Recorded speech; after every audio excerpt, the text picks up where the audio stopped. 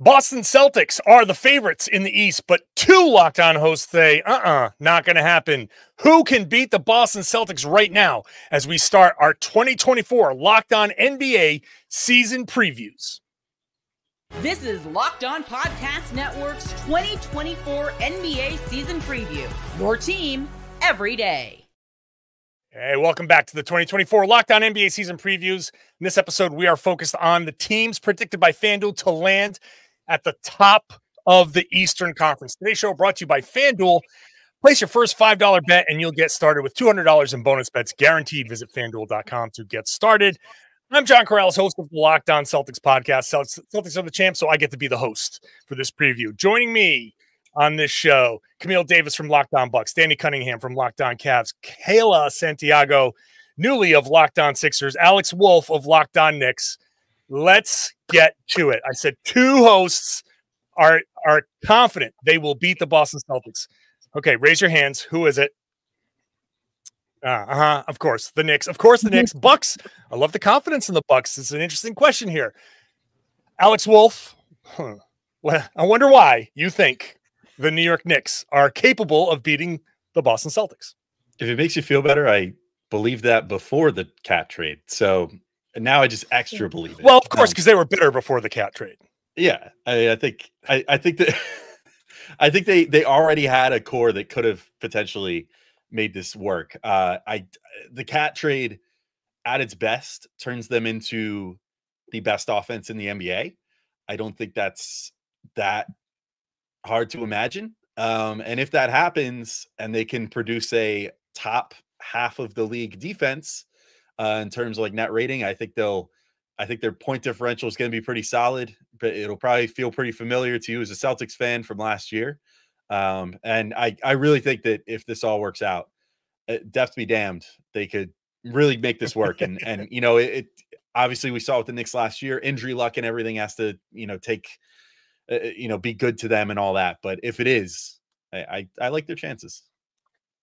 So let's open this up to the room. Let's open this Knicks conversation up to the room, because I actually think that the reaction has been a little more lukewarm than I expected. A lot of people are kind of like iffy on adding Karl-Anthony Towns. Let's go to Kayla, because the Sixers are right there with everybody. Kayla, what's your take on Karl-Anthony Towns joining the Knicks, and how does that change your opinion of the top of the East? I think people that aren't in favor of it are absolutely crazy, because when you look at this trade right now, I get it. You lose Dante DiVincenzo, who was a really big piece for you in the playoffs, but Cat can compete against Joel Embiid. He's now the only center in the league that can compete against Joel Embiid for the Philadelphia 76ers. And I'm not saying the Sixers are better than Knicks or even better than the Celtics, but what I do say is they may give them a run for their money when it comes to the playoffs. So as covering the Sixers, when I look at this, I say, oh boy, I don't want to see this. For the Knicks, I think it's a really good deal. I'm excited to see what he can do, and I especially think that they're going to be number 2 in the East behind the Celtics, although that pains me a lot to say. Ooh, Camille, you're there with the Bucks, like slept on Bucks.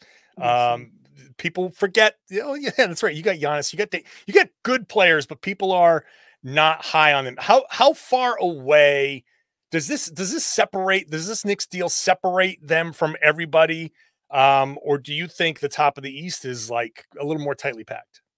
I don't really think that it changes my opinion on the New York Knicks. I already thought the Knicks were going to be a top 4 team in the East. However, the rankings stand or shake out at the end is how they shake out. But with Cat there, I believe in the offense has potential to really take it to another level, but I still have a lot of questions defensively. Like I know Caleb mentioned that Cat is a center that has the size to go up against Embiid.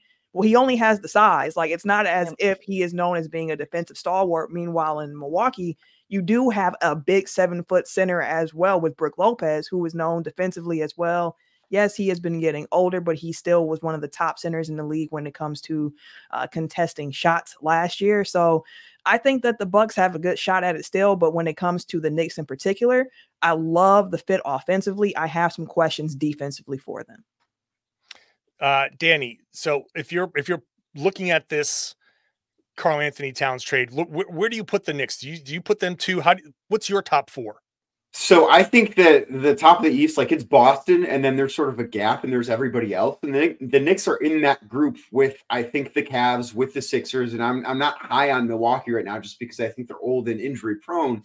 I think the Knicks are going to be awesome offensively, and I think they're going to win a lot of games. But I'll echo what Camille said. I have a lot of questions defensively, what they're going to look like with Karl-Anthony Towns. Mitchell Robinson obviously has injury issues. I don't know that that's going to go away. Who's going to defend the rim for the Knicks? Like, that is something that might not matter a ton during the regular season, but when push comes to shove in the postseason, that's going to be a really big deal.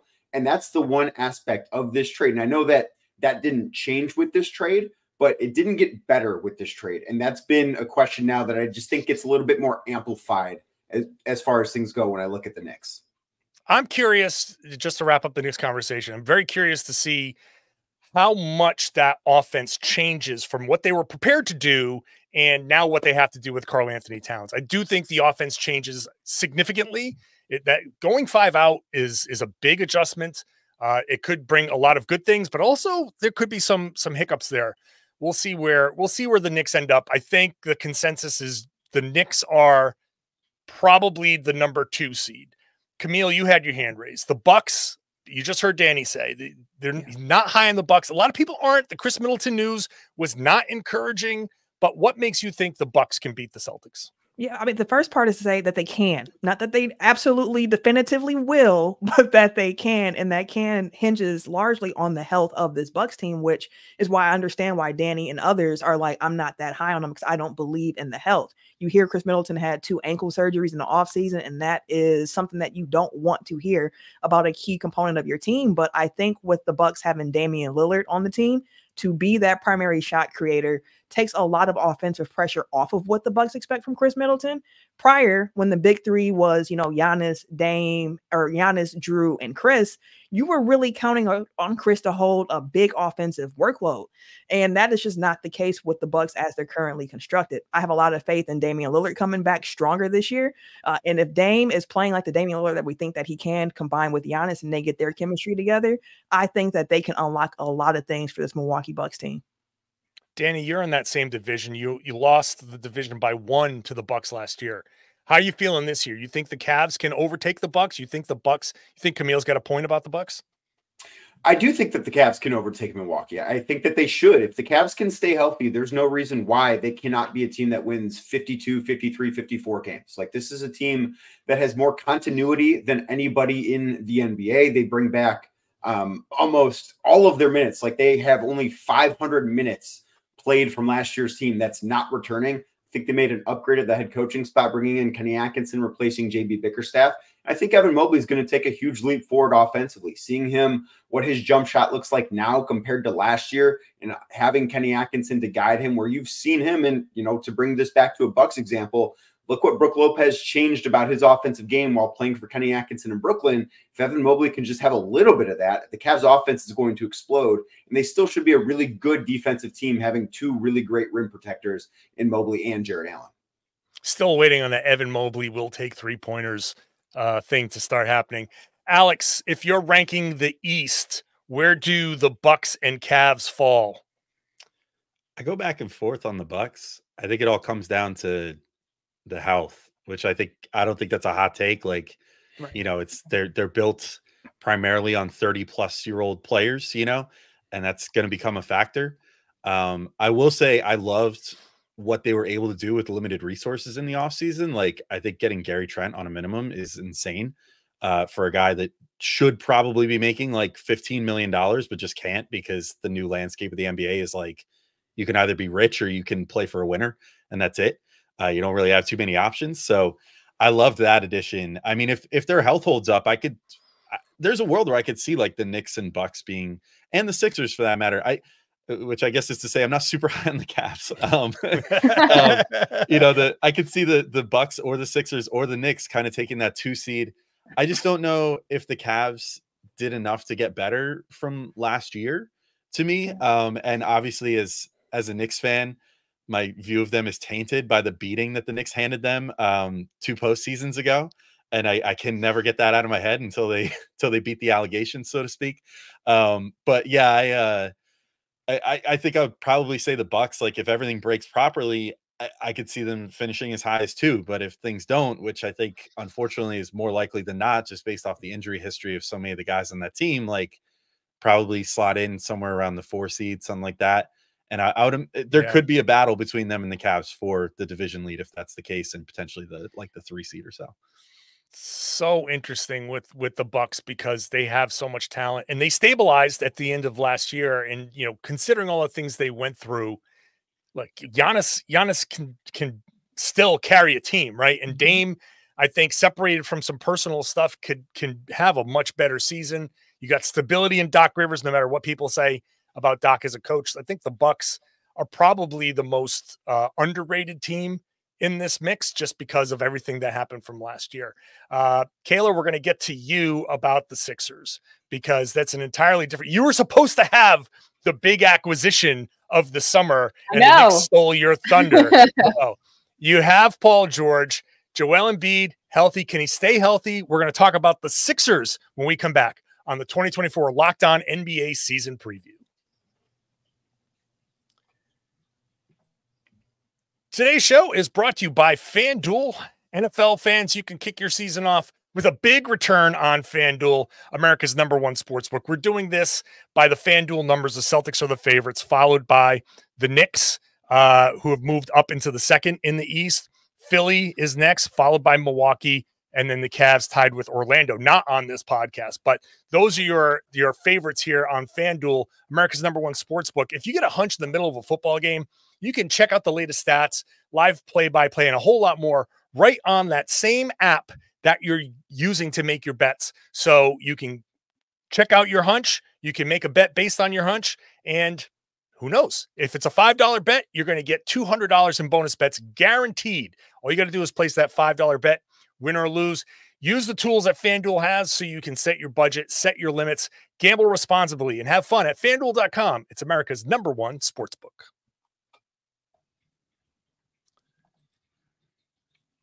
All right, we're back here on the Locked On NBA season preview. Reminder, you can get daily coverage of your favorite NBA team by subscribing to their Locked On podcast. We also have the NBA covered nationally with Locked On NBA, NBA Big Board, and Locked On Fantasy Basketball. All right, Kayla, the Sixers got Paul George. This was the big splash. Can the Sixers, you didn't raise your hand before when you said, can the Sixers beat the Celtics? You got Paul George. Tyrese Maxey is a stud. Joel Embiid, when he's healthy, is an MVP candidate. Why don't you think the Sixers can beat the Celtics? There you go. When he's healthy is everything that you need to say and so much more. When I'm looking at the Sixers team this year, Joel Embiid says he loses about 25 to 28 pounds. They didn't have him practice yesterday, and Nick Nurse said he's probably not going to play in the preseason, and we'll see how they're able to monitor him during the regular season. So to me, unless Joel Embiid can prove in the playoffs and the postseason, which is a whole different story, that he can stay healthy, then yes, I would have him over any other team in the East. But this team will not be as good without Joel Embiid at 100%, even if Paul George is on the squad. I really like it, though, and Keith and I talked about this yesterday. When you look at this team, when you look at the star coming in, it's finally no drama for at least right now. Ben Simmons a few years ago, James Harden last year, and Paul George coming in. It's okay at this moment being that third star, and I think that's going to be really important. Do I think that the Sixers could possibly gain a 2 or 3 seed, even if Embiid only plays about half the season? Yes, I do. But Paul George and Tyrese Maxey with only 50% Joel Embiid is not going to cut it for me in the playoffs. I love the acquisition. I think it was a really good player to bring in, another vet that people can look up to. But at the end of the day, this is Joel Embiid's team. And if he's not 100%, it doesn't really matter what Paul George does. He'll add a lot, but it won't be enough. I'm going to throw this out to the group. Just show me a thumbs up or a thumbs down. Over under on Joel Embiid games is 50. Thumbs up if it's more than 50. Thumbs down if it's less than 50. Who do you think? Danny's more than 50. Camille's more than 50. Alex is lukewarm. Kayla, no.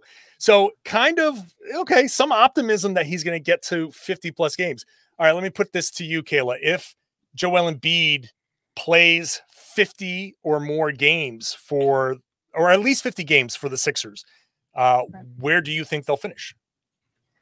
I think they would at least finish in third, maybe fighting for that second spot. I think it's going to be tough, especially those games you don't see them in. We always see the plus minus, how much it drastically changes when he doesn't play the game and he's not out there on the floor. I mean, Andre Drummond did say he was the best rebounder ever, but it's not going to cut it if Joel Embiid's not in the game. So, yeah, he's not. It's Will Chamberlain, by the way. But Andre Drummond thinks he can have another big year, but if Joel Embiid can't play, he won't. So I would say if Joel Embiid plays 50+, they finish in second. If he plays only 50, they go third, 50 less between third and fourth. I mean, Joel Embiid during the regular season, I think they need to give him the Kawhi Leonard treatment, and I've been saying that all year long. If you want him to play in the playoffs and be effective, he just can't play all year. I do think the regular season is good enough to get a good seed, though, if it's just Tyrese Maxey and Paul George. It's the playoffs that really worries me. Camille, the Bucks are in a similar situation, and I think most of these teams could be. I'll put it this way: Bucks, Celtics, Sixers, I think, are in the it doesn't matter what seed you get. Do you agree with that on the Sixers? And if the Sixers come into the playoffs as, let's say, the 4th seed, so you got to play the 4-5, Camille, do you think the Sixers with a healthy Embiid can come out of like a 4-5 matchup and make it to the NBA Finals? I definitely do. Listen, Embiid talking about how he's approaching this season, we've heard before. Embiid has been all about, I want my accolades, I want that MVP, I'm going for it, so on and so forth. You hear him this offseason, and he's saying, I don't care about all NBA, I don't care about all-star, anything with an all in front of it, I don't care. All that I care about is finding a way to get to the playoffs healthy. And that combination of Embiid, of Paul George, and Tyrese Maxey, that big three is already an upgrade over what they had last year, because when you trade out Tobias Harris for a Paul George, you automatically increase your floor. So I like what the 76ers can bring to the table if Embiid can stay healthy. So hearing that he took his personal fitness really seriously this offseason for the attempt to try to make it to the playoffs, I'm here for that. And if there is a plan in place like in Milwaukee where Chris Middleton doesn't play back-to-backs, there are no back-to-backs in the playoffs. It does not matter to me whether or not he plays both back-to-backs. And I think that could be a similar situation in Philly, where you just manage the minutes a bit more for him this upcoming year and try to get him to the playoffs. Of course, there's no guarantee that just because you manage minutes means that you're going to be healthy when the playoffs start. But, like, got to try something, because the 76ers haven't even been out the second round in the Embiid era. So, like, the talent is there. It's just like, can they be healthy enough to do it? Which, as someone who covers the Bucks, is a question that I wrestle with a lot as well. Danny, is there a matchup that the Sixers should be avoiding no matter what? Do you think if there's a playoff, like, okay, we don't care about seeding, but we do care if we're facing this particular team? I mean, I think that the goal for the Sixers and for every other team in this conversation should be, how do we avoid Boston as long as possible? Yep. I think that the Knicks can beat anyone else in this group. I think the Sixers can beat the Knicks. They can beat the Bucks. They can beat the Cavs. I feel similarly about the Cavs. I don't feel like any of these other teams can beat Boston if Boston's at full strength. So I think ultimately the goal should be, is Boston the 1 seed? Okay, getting in that 2-3 slot in the playoff picture is very, very important. Because if you're the 4 seed, I think you're going to have a really difficult time trying to get to the NBA Finals. I don't care if Joel Embiid is healthy. I don't care if Giannis is healthy and Chris Middleton is healthy. None of that's going to matter to me, because I think right now Boston is just so much better than everybody else. Alex, do you think you're built to beat the Sixers? Yeah. I mean, yeah, they already did once. I mean, Paul George. Paul George is on the team now. And you have Karl Anthony Towns, which have you been introduced yet to Mikal Bridges and OG Anunoby? I don't know what Paul George is going to do against those two. Yeah, I think that, I mean, for one thing, after what Joel Embiid did to my precious boy Mitchell Robinson in the playoffs, I'm very happy to have brought in a guy that has personally fought Joel Embiid on a basketball court one time. So that's awesome. But secondly, yeah, I mean, I think the Knicks could beat the Sixers. Like, all seriousness, like I do think that the Sixers got better in their top end talent. I think that if I'm talking about the team out of this group of teams whose depth worries me the most, it's the Sixers. And unfortunately, they're also one of the teams with the biggest injury concerns, namely Joel Embiid first and foremost. But like, Paul George doesn't exactly have a squeaky clean injury record either. So if there's a point of the season where both of them get hurt, like, that's where potentially you're going to run into, like, is this team going to end up like in the play-in again, like last year? because I think that would be catastrophic for them, because I just don't know if they have the depth to absorb that sort of loss. But from a Knicks perspective, like, I like what the Knicks can do as far as keeping Joel Embiid out of the paint with Cat now, which I think could be useful. I love the Knicks wing defense, which I think is great against a combo of Maxey and George. So, I mean, I'm not saying it would be easy, because it certainly wasn't this past year, but I think the Knicks could reasonably beat them in a series. I think they've made some moves that help that, hopefully. All right, there's 5 of us in here, and there's 4 teams that are going to get home court. Can the Cavs knock one of these teams out of the top 4? And we'll say nice things about each other when we come back here on the 2024 NBA season preview. Today's show is brought to you by Gametime. It's the place to go for these last-minute tickets on anything you want: sports, music, theater, comedy. If it's being sold online, you could probably get those on Gametime. And if you get the Gametime Picks feature, they're going to filter out the fluff, so you're only going to see the incredible deals on great seats. You don't have to waste your time searching through thousands of tickets. When you click on that all-in pricing feature, you'll see the price that you pay at checkout. No surprise fees. No one likes to get surprised by those fees at checkout, and doubles the cost of whatever you're buying. You get a panoramic view from your seat before you buy, so you can see what you're going to see.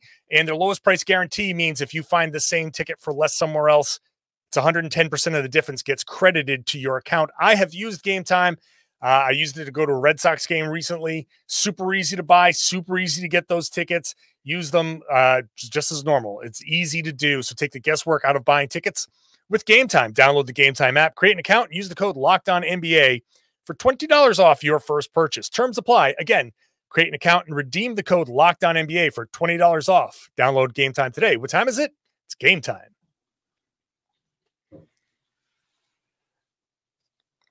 The 2024 Locked On NBA season previews continue. A reminder, you can get daily coverage of your favorite NBA team by subscribing to their Locked On podcast. We've got the NBA covered nationally with Locked On NBA, NBA Big Board, and Locked On Fantasy Basketball, the juggernaut podcast that is. All right, let's play a game. What's the Cavs' path to a top 4 finish, Danny? I think it's staying healthy, because I think that if this team stays healthy, they're going to win 50-plus games. And if you win 50-plus games in the Eastern Conference, you are a top 4 team in the East. There has not been a team since, I believe, the 1998 Atlanta Hawks that has won 50 games in the Eastern Conference and finished outside the top 4. Just historically does not happen. One of these teams that we are talking about is going to have injury issues this year, and it's going to cause them to fall out of the top 4. If the Cavs are healthy, they're going to be a top 4 team, because I think they're going to win a lot of regular season games. I don't know how that speaks to their potential for playoff success, but I think that they should be something of a regular season wins machine, because they are going to care about that too with a new coach in Kenny Atkinson. Does anybody else think that the Cavs can finish in the top 4? That they can? Yes. I think they can. I think they can. I think the only possibility to me, though, is not as much the Cavs. It's more if the Bucks don't play all of their guys because they're worried about injuries. And if the Philadelphia 76ers play Joel Embiid under 50 games, they might drop some games as well. So I think that's the only way the Cavs squeak into that top 4. Camille? Yeah, I would agree. I agree with Danny's point. I think it's the health of everyone else in the East around. Like, that's the biggest concerns, especially with Milwaukee and Philly. So if something happens there, then I can definitely see the Cavs, stepping into that spot. Or if it's a situation where these teams are looking to load manage to a certain degree, and I don't want to say not taking the regular season seriously, but the eye is for the playoffs, where it's like, we don't care about the matchup. We are just trying to do what we can to get to the playoffs healthy. Then I see the Cavs definitely bouncing into that top 4. We don't have anybody here from the Southeast Division. The Orlando Magic won 47 games last year, and they're tied with the Cavs. Just to throw this out there, does anybody think that Orlando could get a higher seed than the Cavs? Is anybody afraid of Orlando in here? I kind of am a little bit. If they learn how to shoot. They're scrappy, but not too much now. I think the one common theme, and this even involves the Celtics, but maybe not to quite the extent. The common theme amongst all 5 of us here is that every single one of us has said, well, as long as nobody gets hurt, then things are good. Right. We're all kind of walking a tightrope here, it's a fine line that these 5 teams are walking, or at least 4. And so, yeah, the Magic are a young, well-built, deep team that needs to see some bigger growth from the young pieces to, I think, ascend to that next level. But if we're just talking regular season, I think they're more well-equipped to absorb, whatever setbacks and continue chugging along, maybe more so than some of our teams here. So I think that's the way that they could find themselves potentially a top 4 team. We haven't really talked about the Celtics. And it's keep it that way because I'm going to assume it's because everybody just accepts the fact that they're the best team in the East, and there's no reason to talk about them because they've brought everybody back. Is there a way, aside from injuries, is there any feeling that somebody has hey, you know what, maybe the Celtics, now they won 64 games last year. They won the East by 14 games. Do you think it's going to be closer? Is there a step backwards for them? Does anybody sit there and say, you know what, that was nice for them last year, but they got something coming for them? I think it's going to be a little bit closer this year. Yeah. And not necessarily just solely because it's I'm drinking some hater juice or nothing like that. But I think the Porzingis injury is going to affect that regular season race for them to start the season off. Not having Porzingis until December, January, whenever it is that he comes back, is going to have an effect on them. And then it's also the question of, okay, well, then you're going to lean on Al Horford a lot more, who has been an ageless wonder for the Celtics. But at some point you wonder, does that run out for them? And if it runs out while they don't have Porzingis, what type of issues can that cause for the Celtics? So I could see some regular season regression. I don't think that really has an impact on how I view them in the playoffs, because I'm assuming at that point you have Porzingis back, you're ready to go. But leading up until that, again, the Celtics brought back everybody from that championship team. Yeah. So you have to respect what they did. But I could see that gap closing a little bit because of the Porzingis injury. And also, I do think teams in the East got a bit better. So I could see just the regular season total lessening, but I still have the Celtics finishing first. Be very clear about that. I just don't think it might be a 14-game gap in between first and second this year. I mean, obviously the Knicks got better. The Sixers got better. The Bucks might just get better. Look, they made a couple of moves too to shore up some real big defensive holes. So they'll be a better defensive team. I think that hinges on Brook Lopez being, able to kind of defy his age. Speaking of old guys being, defying their age. But yeah, I can see the Celtics maybe even dipping below 60 wins. So that opens up a little bit of room there. Does anybody honestly though think that, before we get to saying nice things about each other, Celtics #1 seed, is anybody challenging that notion? I think it'll be much closer than it was last year. I could see a world in which they win the East by 2 or 3 games, and they have to play the last week of the season to solidify it. Because the other thing too, we talk about Porzingis and we don't know when he's going to play. You also have to remember that 3 really key guys for that team, in Tatum and White and Holiday, they all spent their summer playing with Team USA. And that's after playing in the finals through June. They didn't have an offseason. So in some senses, I would sell the Celtics to win the in-season tournament. I think they're going to get off to a slower start, but that has no effect on me thinking that they should win the title again this year. All right. We got a couple minutes left here. It's time for us to say one nice thing. Okay. This is tough because I know I cover the Boston Celtics. You don't have to say something nice about the Boston Celtics necessarily, because no one outside of Boston wants to say anything nice about the Boston Celtics. But we're going to say one nice thing about other teams in this group. I will start by saying I think the Sixers have nice uniforms. I will say I do respect the moves that have been made, and I think the Knicks especially have kind of played the system really well.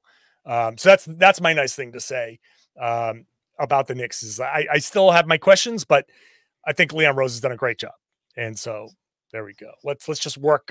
Camille, say something nice about somebody. I'm going to say something about the Cavaliers. I love the fact that Donovan Mitchell signed and that there doesn't have to be any other noise around that team and what his commitment is to it. I love that you guys have found a new superstar in Cleveland to build around and that you can have and really claim as your own. Oh, that's sweet. Danny. I do think that has been a big weight lifted off the shoulders of Donovan and I think a lot of people in Cleveland too. I'll say something nice about the Knicks because I think I've said a lot of nice stuff about the Celtics just by talking about them tonight. I think that front office and what they displayed with the Karl-Anthony Towns trade might be the most creative front office in basketball with what they had to do to pull that move off. I just amazed that they were able to think that far outside the box to get a player like Karl-Anthony Towns with all of the constraints that the new collective bargaining agreement have placed upon a team that spends as much as they do. Okay. Kayla, go ahead. I'm actually going to go with the Celtics, and I say this because I think Jayson Tatum is a little bit tired of being outside of the MVP conversation. Oh, we have a fantastic team around you. I think the Celtics get the first seed, and Jayson Tatum also is really in that MVP conversation this year. He's put up fantastic numbers. I think it's this time for him to go on a tear and possibly win MVP. All right, Alex, wrap it up. I'll say two things. One, I'll say as a Knicks fan, I forgive Kristaps Porzingis, and I'm over everything at this point because history has corrected itself with Tim Hardaway Jr.'s fateful shot at the end of the 2014-15 season that cost the Knicks their lottery odds and ultimately cost them Cat.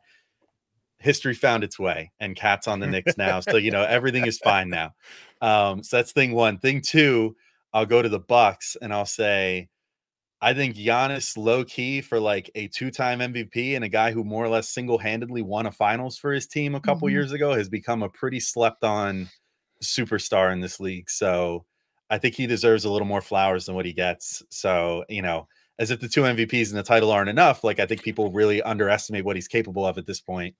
And the fact that like as long as his health holds out and whatever, he's like one of the 2-3 best players in the entire NBA. Bar none any given night. And I think that gets a little overlooked these days. So give him his props and the Bucks their props for having a super good player. See, we can coexist.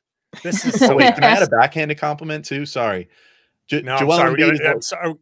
Joel Embiid is at best like, maybe only like the second most dirty player I've ever seen in my whole life. So there's probably a dirtier player somewhere. Yeah, because the Knicks played so well last year. Come on now. The Knicks played so clean last year. No dirty plays whatsoever. Come on now. I just had to get it in there. Thanks, everybody. Really appreciate everybody's participation here. Camille Davis from Locked On Bucks, Danny Cunningham from Locked On Cavs, Kayla Santiago, new on Locked On Sixers. Welcome aboard. Alex Wolf, Locked On Knicks, who may or may not be insufferable this year, but still go listen to his show.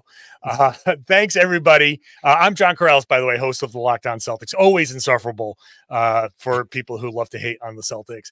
Thank you for listening to the 2024 Locked On NBA season preview here at the top of the Eastern Conference. If you want to hear how the rest of the NBA will play out this year, subscribe to Locked On NBA, wherever you get your podcasts, part of the Locked On Podcast Network, your team every day.